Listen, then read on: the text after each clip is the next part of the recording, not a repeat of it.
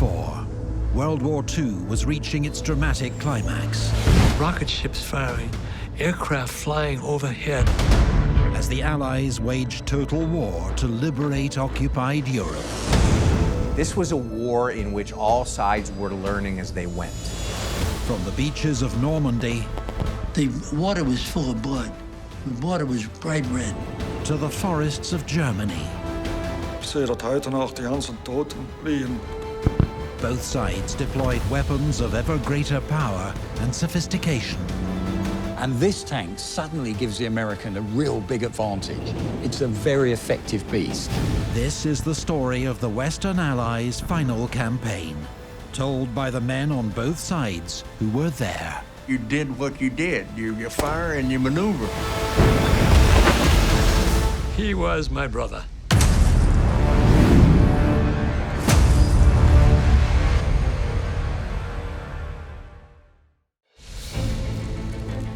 The 16th of December 1944. Hitler unleashed his final gamble in the West, a surprise counterattack in the dense forest of the Ardennes. He hoped it would change the course of the war and force the Allies to the negotiating table. Der letzte Hitlerbefehl lautete, es kommt nicht darauf an, Geländegewinne zu machen, sondern es kommt darauf an, den Feind zu vernichten. This is the story of America's deadliest battle of World War II, the Battle of the Bulge.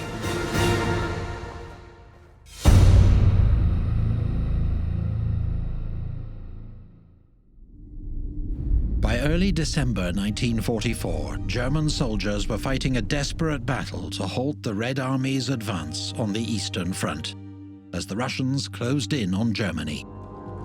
But in the West, recent German successes against Montgomery's airborne operation, Market Garden, and on the Ruhr River against the Americans, had brought a brief period of respite.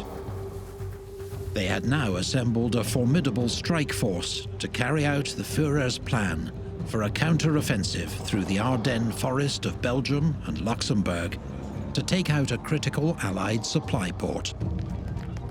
The plan that was proposed by Hitler was that the German troops would advance through the Ardennes and reach the port of Antwerp, the big logistical hub of the Allied forces, and cut off the Allied supply of the troops fighting in and around the German border. The second objective was a political one, and by launching this offensive, Hitler wanted to show the Western Allies that there was still a lot fight left in the Germans, and he was trying to convince them it would be a good idea to make peace with the Germans and form an alliance with the Germans and fight together with the Germans against the Soviets. The German army would attack through the same region where it had won its brilliant Blitzkrieg victory against France in 1940, the Ardennes, a rugged landscape of forest and hills spanning Belgium, France, and Luxembourg. If you got into the Ardennes, you would go back to the 15th and 16th century. It had castles with moats and wooden drawbridges and things like that. And it was just absolutely beautiful. Allied forces were thinly spread in this area. A quiet sector where units battered and exhausted after spending weeks in the bloody fighting along the Siegfried Line could recover. We came to relieve the 4th Infantry Division that was in Hürtgen Forest. They had lost 6,000 men. The 2nd Infantry had lost 2,000 men. They were all sent there to recuperate, get replacements, get back up to force. But this quiet sector was about to bear the brunt of the most ferocious German offensive since D-Day. Unknown to the Allies, more than 200,000 men, 1,400 armored vehicles, 1,000 aircraft, and 2,600 guns and rocket launchers had been assembled for the task ahead. Adolf Hitler personally selected the best troops available and officers he trusted. 6th Panzer Army under SS Oberstgruppenführer Sepp Dietrich included two of the most powerful formations at Germany's disposal, the 1st SS and 2nd SS Panzer Corps. General von Manteuffel's 5th Panzer Army also contained several experienced panzer formations. They were supported by the 7th Army under General Brandenberger and 15th Army under General von Zangen. The lead role in the attack was given to 6th Panzer Army, assigned the shortest route to the primary objective, the critical Allied supply port of Antwerp. They had priority for supply and equipment. The 5th Panzer Army was assigned to the middle sector with the objective of capturing Brussels. In the southernmost sector, the 7th Army's task was to defend the flank of the main assault. The 15th Army, located on the far north of the Ardennes battlefield, was tasked with holding US forces in place, with the possibility of launching its own attack if things went well. But Field Marshals Walter Model and Gerd von Rundstedt, who were in charge of the operation, had serious concerns. Hitler wouldn't hear of them. There were a number of problems they saw with the plan for the Ardennes offensive. The first one was that they thought the German troops were simply not strong enough. Germany had assembled pretty much the last reserves, you might say, for this big offensive, but they were still being outnumbered by the Allies. Second thing was that logistics was not really on the German side. The Germans actually, in their plans, made sure and pointed out that they would have to capture Allied petrol depots in order to keep the German tanks rolling. Fuel was a major part of the German supply problem in the latter part of the Second World War. The major issue was that the Russians had now overrun the Romanian oil fields. Germany had barely enough fuel to keep her tanks running and her planes in the air. If the Germans were to achieve any success, the High Command knew they would need complete surprise and hoped the winter weather would be on their side, negating the Allies' overwhelming air superiority. But above all, they needed to reach objectives quickly before the enemy could organize their response and bring in enough reinforcements to halt the advance. The main thrust would be under the command of one of Hitler's most trusted officers, Sepp Dietrich. Josef Sepp Dietrich was a staunch Hitler loyalist who held the most senior military rank in the SS. In the early days, this decorated World War I veteran had been Hitler's chauffeur and bodyguard and participated in the purge of the Nazi Party, known as the Night of the Long Knives, in 1934. He enjoyed the Führer's complete trust. For his exploits as a corps commander in Normandy, Hitler awarded diamonds to Dietrich's Knight's Cross, Nazi Germany's highest decoration. But his lack of education or training created problems at higher command. It was said he was unable to read a military map. German morale was high. Recent successes against the Allied advance had been dubbed the miracle in the West. Some even believed the tide of the war might be about to turn. Da hat man wirklich das Gefühl, ja, haben wir den Glauben, jetzt geht's noch mal nach vorn, jetzt gewinnen wir, können wir doch noch mal den Krieg gewinnen. Planning and preparation was meticulous, and the build-up went ahead with every precaution for maintaining secrecy. The Germans minimized the use of telephone landlines and forbade the use of wireless transmissions that might be intercepted. Freezing fog prevented the Allies carrying out air reconnaissance. As a result, the Allies were virtually blind to the German build-up. The ground froze hard, making it excellent going for heavy German tanks on the move. It was the moment they had been waiting for. On the 16th of December 1944, at 5:30 a.m., 1,600 German artillery guns opened fire. Das war ein unablässiges Dröhnen, Heulen, Orgeln von Granaten, von Raketenwerfern. Es war eine Qualmwand, die da aufstieg, und darin zuckten die Detonationsblitze auf in verschiedenen Farben. Also es war ein schaurig schönes Inferno. 90 minutes later, the Germans attacked US positions along a 40-mile front. Also sowas hatte ich vorher noch nie erlebt. Da war ja nochmal alles an Panzern und was wir hatten, die neuesten Panzer, Artillerie zusammengezogen. Die Amerikaner waren ja völlig überrascht.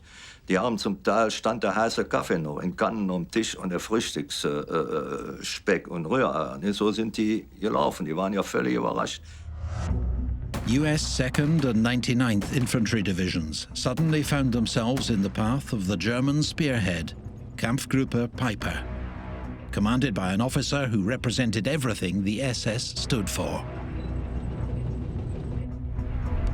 Only 29 years old, Joachim Piper was a dedicated Nazi who turned 18 the day Hitler came to power and secured a place in Sepp Dietrich's elite Leibstandarte SS division in 1936. He was close to many of the Nazi hierarchy and had served on the personal staff of Reichsführer Heinrich Himmler, head of the SS, second only to Hitler himself. But Piper was no desk jockey.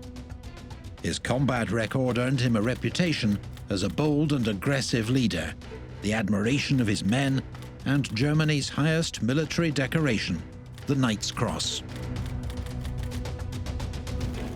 He was also linked to many atrocities committed by the division against civilians and prisoners of war. Piper's unit became known as the Blowtorch Battalion, a nickname that was said to come from the slaughter and burning of Soviet villages. The coming days would only add to Piper's savage reputation. Piper's battle group was 600 vehicles and 5,000 men strong, including a detachment of formidable King Tiger tanks. Despite the impressive nature of the Tiger I, the German military stops making them in the summer of 1944, and they move on to an even more impressive beast, the King Tiger or Royal Tiger, Tiger II. And that's built because Hitler insists that the newer 88mm gun, which is even longer, even more powerful, is put on a tank chassis. For the Ardennes attack, one of the biggest problems the Germans faced was logistics. Keeping tanks like this King Tiger on the road was a real problem.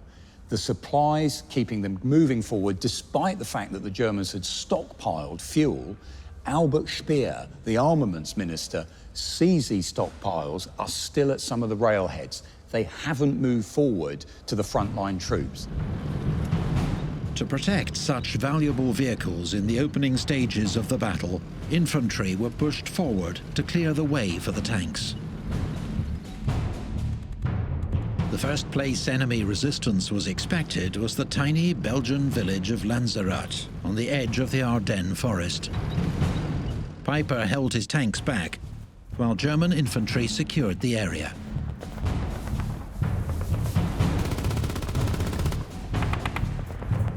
Lanzarat's tiny American garrison was hopelessly outnumbered, but opened fire on the approaching German troops. The German troops withdraw, and they start basically digging in, and they stay in their positions for several hours. 12 hours later, and behind schedule, Piper and his tank column arrived on the scene.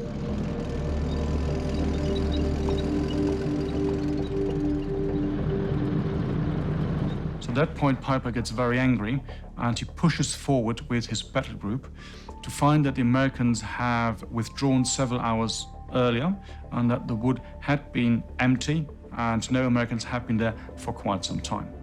So this episode throws into turmoil the German plan for the advance. After the costly delay at Lanzarat, Piper's armored column made rapid progress, and a few kilometers further on at Hunsfeld, they ran into one of the 99th Division's rest centers, full of bewildered American troops, many of whom were soon taken prisoner. Then he made a detour north, to Bullingen.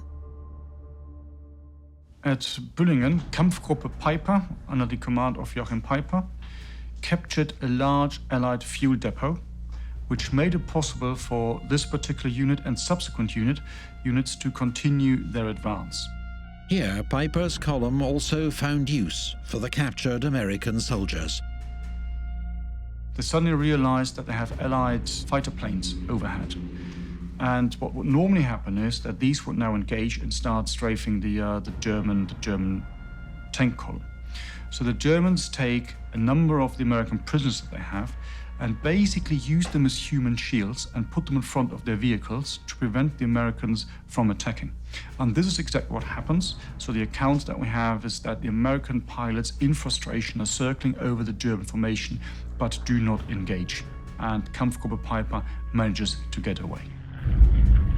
Piper continued his advance west, unaware that if he had turned north, he had an opportunity to flank and trap the entire US 2nd and 99th Divisions.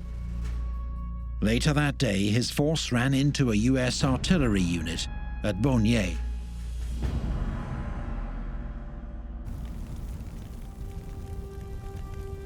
The American column of 26 vehicles was hopelessly outgunned and had no choice but to surrender.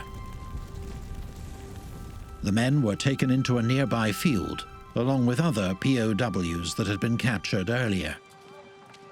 Everybody was lined up in the field, and the German soldiers were coming by, you know, half-tracks and vehicles, and after that, the foot soldiers were coming by, too. The prisoners suddenly found their captors were covering them with machine guns, which then opened fire.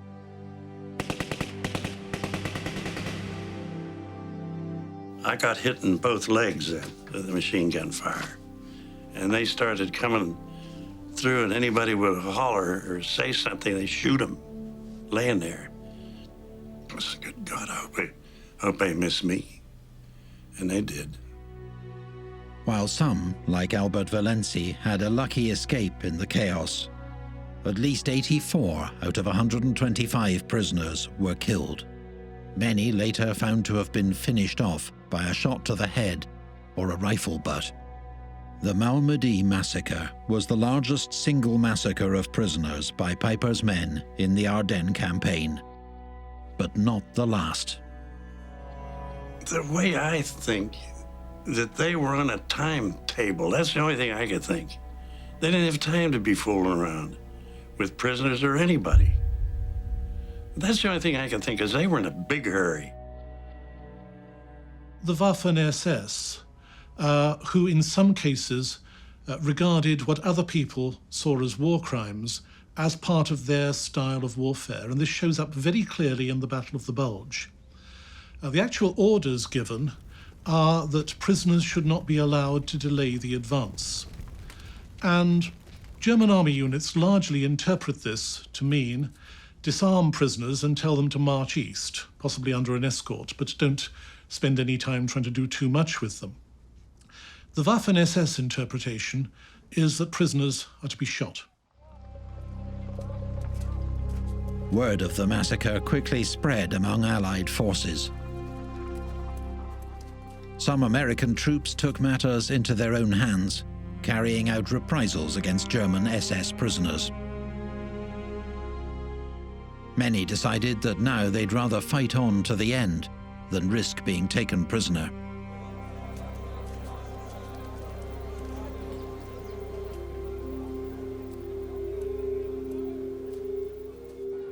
The very next day, Piper's column would commit an even greater atrocity, this time upon unarmed civilians at the village of Stavelot. At dawn on the 18th of December, Piper's armored column attacked a US anti-tank unit, driving them out of Stavelot. They rolled into a village that was now undefended, leaving only the villagers. Toute la colonne de Piper est passée devant ma maison. Il y avait des gros chars, des half-track, comme on dit en anglais, et les panzergrenadiers suivaient, mais on n'osait pas se montrer. On avait réellement peur. Piper's column opened fire on the villagers. Maman crie en allemand, elle dit, écoutez, nous sommes des civils. Mais malgré tout, ils ont tiré. Donc ils sont revenus une deuxième fois, ils ont encore retiré parce que ça bougeait encore un peu. Donc maman a été tuée, mes deux sœurs. A few days later, US forces entered the town and found horrific scenes. In the first house I went into, an elderly couple, a man and a woman, they were real old, and they were lying on the floor in a pool of blood. And the blood was frozen, and I looked at them and examined them. They had been shot through the head, and their throats were cut. So they were, it was frozen blood, and I was very shocked to see this. There was a woman in there who didn't have any clothes on, and her left arm was hacked off. And there was a baby in there that was dead. And every house that I went to was just like that over and over. Piper's SS added to their grim record, murdering more than 100 Belgian civilians in and around Stavelot. The Allies had worked out that the Germans were relying on captured fuel to keep their vehicles moving. So they hurriedly began to destroy all the fuel dumps that lay in the path of the German advance. While Piper, moving west out of Stavelot, completely missed the main American fuel dump just north of the village. Piper's progress depended on events on the Elsenborn Ridge, a line on the north shoulder of the battle. The key for Piper and his advance is if he can make sure that not only is he pushing forward, but that his lines of supply and reinforcement are protected. And the problem is that those lines are dominated by a geographic feature called the Elsenborn Ridge, which is held by American units. There's a German force that is tasked with knocking the Americans off of that, the 12th SS Panzer Division. And this is really the key to whether Piper can keep going. If the 12th can knock the Americans off of there, Piper's got a much better chance of making a deep penetration. If they can't, then his advance is going to stall out even before it started. But the 12th SS Panzer, supported by the 506th Heavy Tank Battalion, were in difficulty, held up at the twin villages of Krinkelt and Rocherath. It was an intense battle that was costing them dearly in blood, tanks, and time. All that day and into the night, the battle raged, with SS tank and assault guns hitting the villages from the east, supported by a barrage of Nebelwerfer rockets. While from the west came a hailstorm of American artillery shells, fitted with special fuses. One thing that we had that was superior to Germany, we had a proximity fuse on our artillery pieces. Proximity fuse was a device. If you wanted the artillery to explode 100 feet above ground, 200 feet or whatever distance above ground, you could set it and it would explode without ground contact. Germans had nothing like that. American artillery threw back repeated German infantry assaults, while howitzers and anti-tank teams took out German panzers.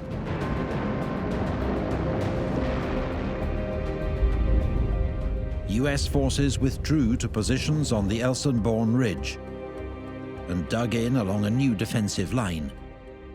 They had no intention of yielding more ground to the German advance.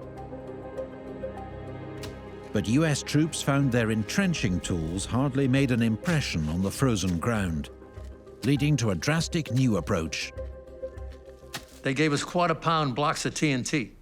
The engineers had little blocks of TNT, and they finally wised up that there was no way we could dig through this frozen tundra. So they issued us these blocks of TNT, and we'd put them in the ground, and they would slowly blow the hole open and get the top part off. Then you could sort of dig a little bit.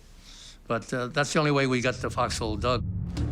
Piper's spearhead, meanwhile, had run into fierce resistance as US engineers blew up bridges in front of and behind him. Not only threatened with being cut off from supply and reinforcement, German troops knew they'd be sitting ducks for Allied aircraft as soon as the clouds cleared. One American spotter plane managed to fly under the cloud cover and locate his column, directing fighter bombers to the attack. Piper's battle group could advance no further and was forced onto the defensive. Just 3 days into Hitler's offensive, the stubborn resistance of a mixed bag of US units had frustrated Hitler's main hope for the battle. We had a lot of casualties from artillery and everything, but we didn't go out on combat patrols. We had none of this going out beyond the line. We just sat where we were, you know, held the line. With Peiper bottled in, all hopes of achieving a breakthrough now hinged on Hitler's other major strike force, the 5th Panzer Army.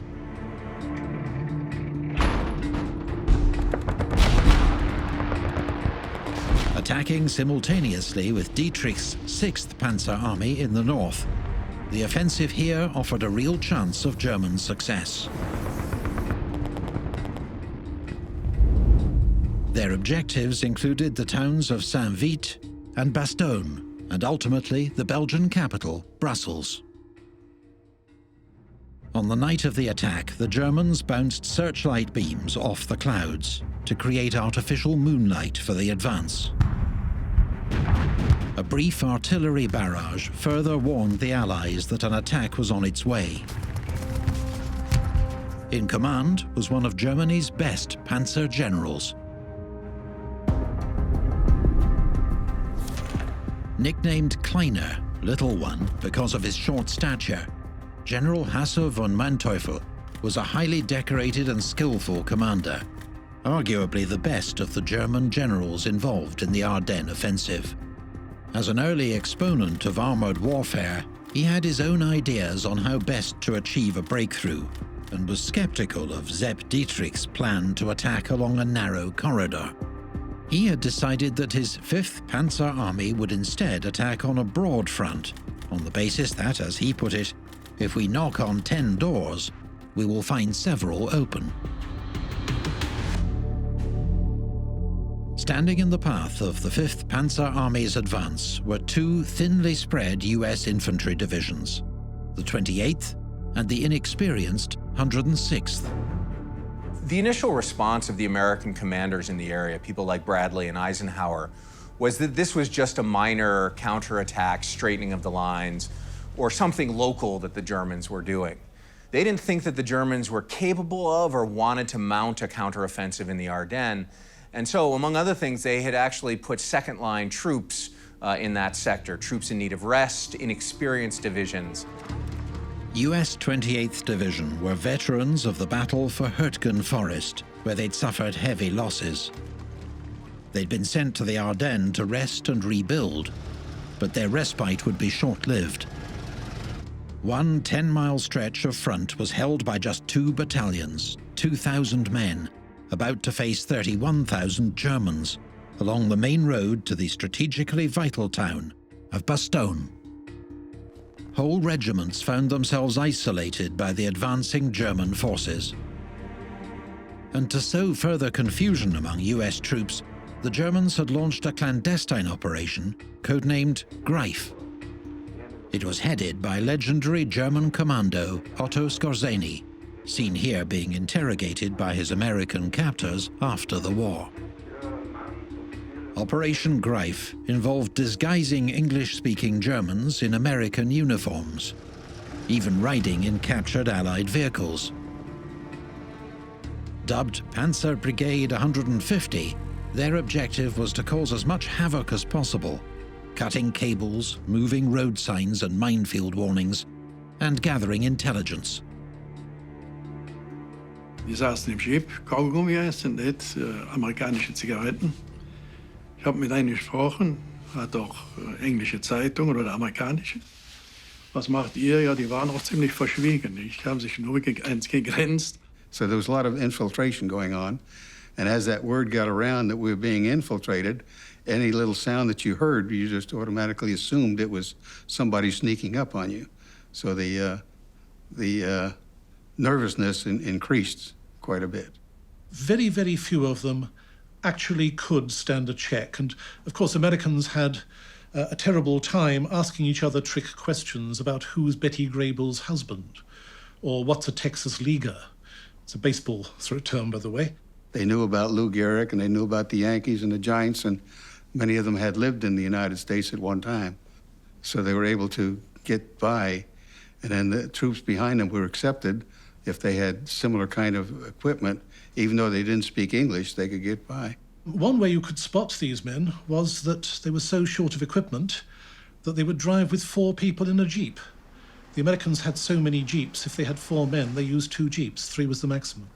Probably the most important effect was that General Eisenhower was in effect imprisoned by his own staff in his headquarters, because they were afraid that these men were going to drive all the way to Paris and Versailles, perhaps, and try and assassinate him. And Eisenhower eventually got fed up with this and announced that somebody could shoot him if they wanted to, but he was going to get out and find out about the battle. This paranoia caused by Skorzény's men translated into a hard attitude towards some German prisoners.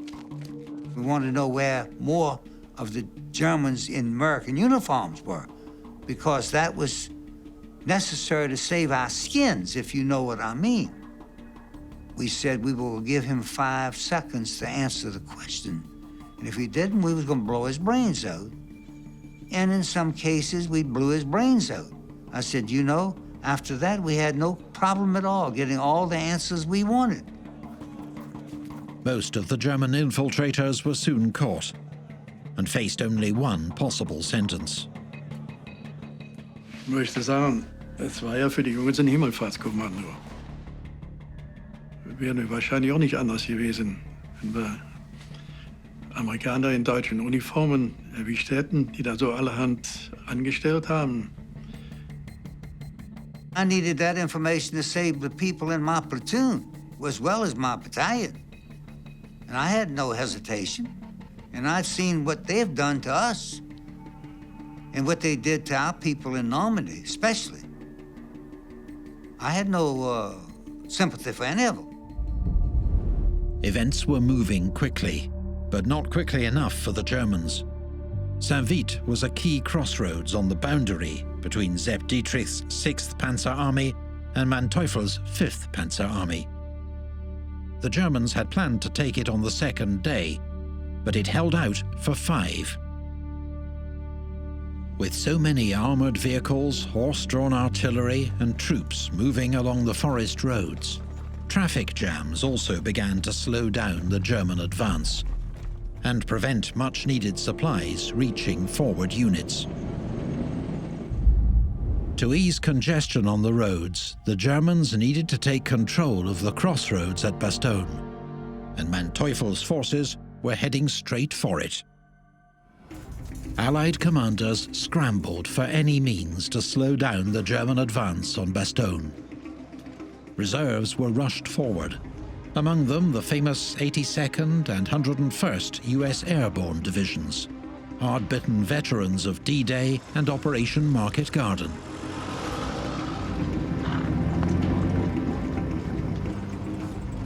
A runner came down to where I was in one of the barracks there, and he says, the colonel wants to see you right away. Well, he didn't have to tell me which colonel. I knew which colonel is my battalion commander. So I took off up the road. I knew something was serious. And he says, we are moving out as soon as we can load the trucks, which are coming in now, and going to a town called Bastogne, because we got to get there before the Germans do and stop the railroad, stop the highways. Some paratroopers were on their way to Paris for some R&R after 72 days on the line in Holland. The military police picked us up 12 miles outside of Reims while we were heading to Paris. Said we had to come back to get on trucks to go somewhere where we didn't know. Nobody knew where we were going to go. So sure enough, we got on these trucks, rode for 2 or 3 days, and dismounted just south of the town of Bastogne. And nobody knew what the situation was. If there was, they weren't going to tell. And we double-timed about 10 or 12 miles through the town of Bastogne and took up a perimeter position. This hurried deployment would have a crucial impact on the outcome of the battle. Once the Allied High Command realized that this was a substantial German attack, Eisenhower gathered his main commanders, Montgomery and Bradley and Patton, among others, at a meeting to start strategizing about how to react. The American forces standing in the path of the German offensive belonged to the US First Army, commanded by General Courtney Hodges. To the north was British 21st Army Group, commanded by Field Marshal Montgomery. To their south was the US Third Army, under General Patton. The decision was that Montgomery would turn his forces southward to attack the northern edge of the German salient, and that Patton would turn his forces northward against the southern edge of the salient and both relieve American defenders but also pinch off the bulge that the Germans had created. And when Eisenhower asked Montgomery how long it would take him to get moving, Montgomery, who was normally obviously a very cautious guy, said about 2 weeks to turn his forces and head southward. When Eisenhower turned to Patton and asked the same question, Patton said 48 hours. And Montgomery chided him. George, you can't do that. You know you can't do that. And Patton said 48 hours. And so Eisenhower said, okay, I don't believe you, but okay. And Patton confessed to Bradley that he had actually started the Third Army moving northward, turning towards the attack even before the meeting with Eisenhower, because he was pretty sure what Eisenhower was going to ask him to do. And that's one of the aggressive, self-confident things that really made the legend of George Patton. A week before Christmas 1944, the US 101st Airborne arrived in Bastogne to shore up the line. Not a moment too soon. Refugees were coming in to Bastogne from the way I was going, and I knew what that meant. The Germans weren't very far behind. As the 101st arrived in Bastogne, rumors spread among the troops that they were already cut off. The Germans had surrounded the town. We were cut off, and our whole medical company that was on the tail end of our command was cut off. They were captured, the whole command. Oh, it went from bad to worse. When we arrived at Bastogne, there was no snow on the ground at all. The next night, it started snowing. It snowed before it stopped about knee-deep. In these freezing conditions, the 101st Airborne would have to hold out with dwindling supplies and buy the Allies desperately needed time.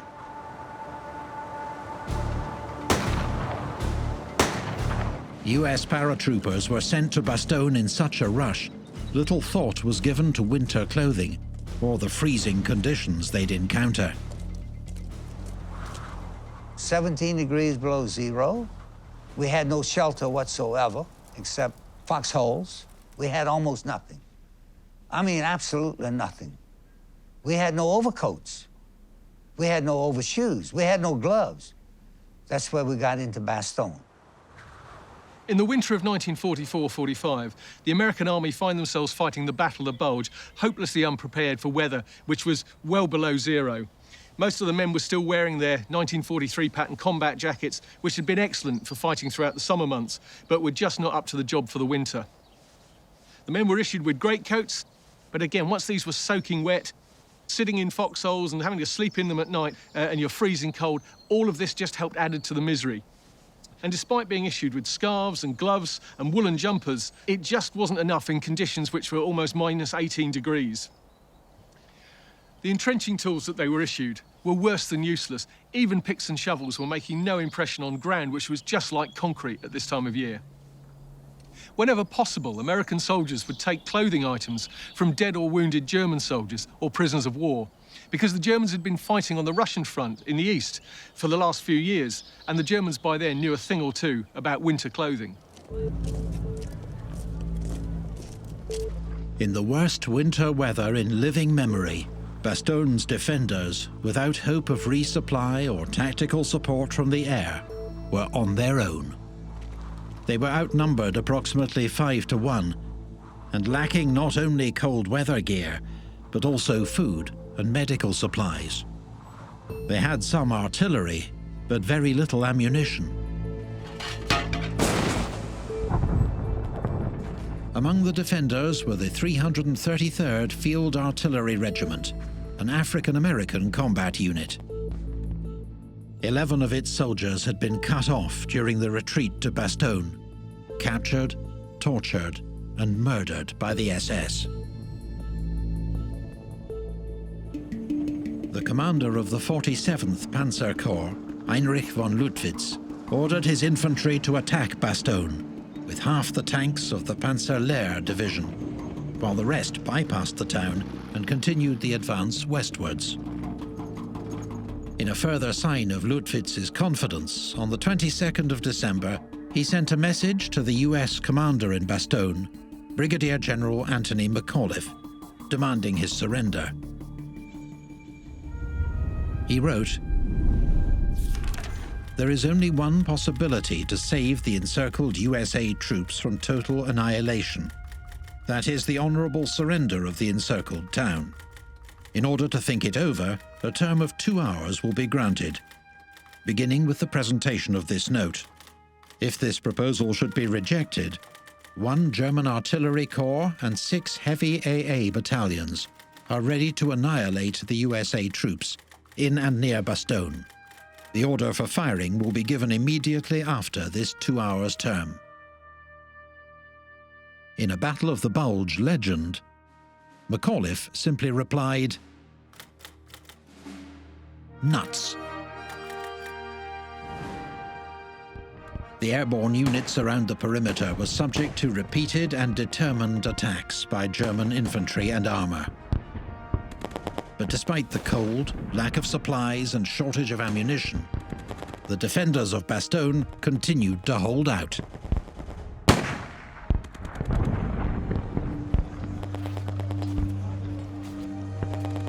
In a few cases, the extreme cold could be a lifesaver. All of a sudden, out of a clear blue sky, apparently a mortar shell had a tree burst on this tree we were under. A few seconds after the tree burst, Stein said to me, "Are you hit?" And I said to him, "No, I don't think so." I said, "Are you hit?" He said, "I don't feel I was hit, but I feel this stuff. Give me your hand." And he gave me my hand, and I felt this blood on his leg. And sure as hell, he was hit, and it was gushing. A piece of shrapnel had severed his artery in his leg. And it was so cold that the blood was very slow oozing out of him, saved his life. Frank Gregg was also hit. I was standing in the window with my field glasses looking out to try to see where this firing was coming from. And while I was standing there, a shell hit the windowsill, blew me about halfway across the room. And my right eye was, the medics bandaged it up as quickly as they could because they thought I was going to lose the eye. We held on, and then the Germans attacked again and again, but not at my position. If the Germans had attacked in 2 places at one time, they would have run all over us. But they attacked in a single place each time, and we managed to stop them. Since it was only one place, we'd take troops from over here and put them over there. For the first week of the German offensive, heavy winter cloud cover had denied the Allies use of one of their greatest assets, air support. Finally, on the 23rd of December, the skies over Bastogne cleared. Allied air forces were able to drop ammunition, medical supplies, and food to the besieged defenders.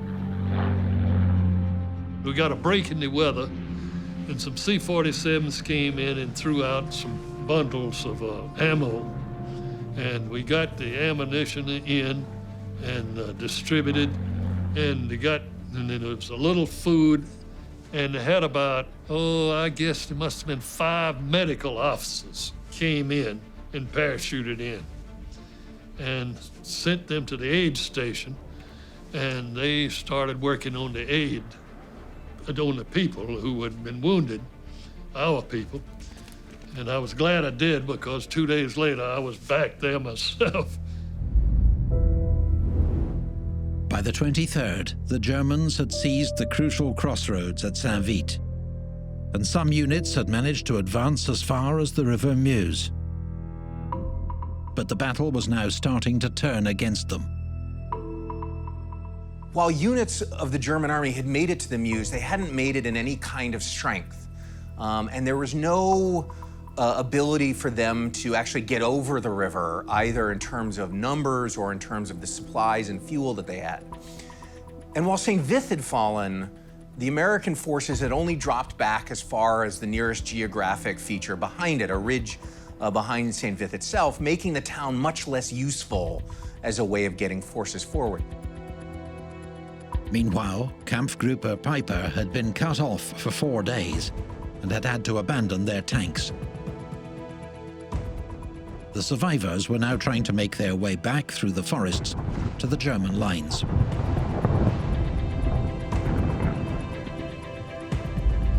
Patton's Third Army was now fighting its way towards Bastogne from the south, making a deep inroad into the bulge, or salient, created in the Allied lines by the German advance, the bulge that later gave its name to the battle. The classic way to deal with the kind of salient, the kind of bulge that ended up after the German offensive had taken place, is actually not to push it back from its farthest reach, it's to pinch off the shoulders. That is, to try to cut the neck of the salient and force the German forces within that to surrender. On the 26th of December 1944, Patton's armies broke through to the villages around Bastogne. The following day, a corridor was opened to get supplies and reinforcements in and casualties out of the town itself. The week-long siege of Bastogne was over. You understand, the 101st, we were glad to be relieved at Bastogne. I was down to my last box of ammunition. We had no food, and we were hurting. But we were a cohesive unit. We were relieved and not rescued, because as soon as we were refitted with ammunition, food, and got new weapons and so forth, we moved out into to cut off the German salient. And that's where we had our killing time so much, in the Beaujolais Wood, where we cut them off. Despite mounting evidence that the battle was lost, Hitler ordered German soldiers to continue their attacks. He had one last wild gamble to make before he was prepared to call off the offensive. On New Year's Day 1945, in a desperate effort to regain the initiative, Germany's depleted Luftwaffe launched a large-scale surprise attack on Allied airfields in Belgium and Holland. The Allies, caught off guard, lost 276 aircraft damaged or destroyed, but 304 German aircraft were destroyed, effectively wiping out the Luftwaffe. A few days later, Hitler called off the offensive, ordering the withdrawal of German forces from the Ardennes, including the few remaining SS Panzer divisions. But fighting continued for another 3 weeks. Throughout January, Allied counterattacks from the north and south pushed the Germans back, and vital crossroads were recaptured. By January the 25th, the Battle of the Bulge was over.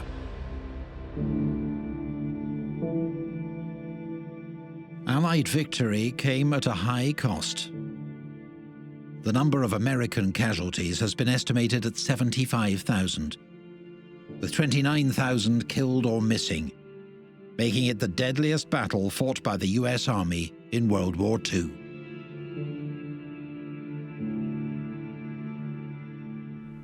A lot of the people who were wounded because of the cold, died before they could be attended to. In other words, you go into shock and you freeze to death. Sub-zero temperatures added to the suffering on all sides, with numerous cases of frostbite and trench foot. Hospitals were filled with GIs with frozen feet, and when you get trench foot, they just amputate.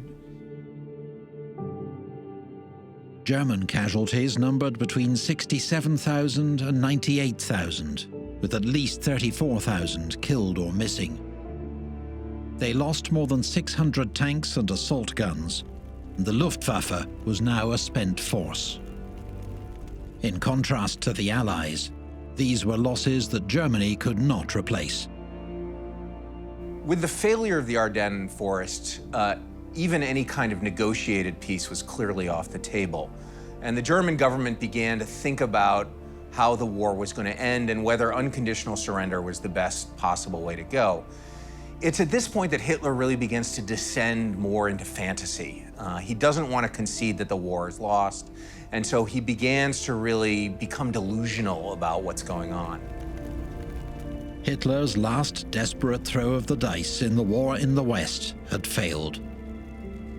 Now, with the Russians moving into central Germany, the Nazis were getting ready to make their last stand.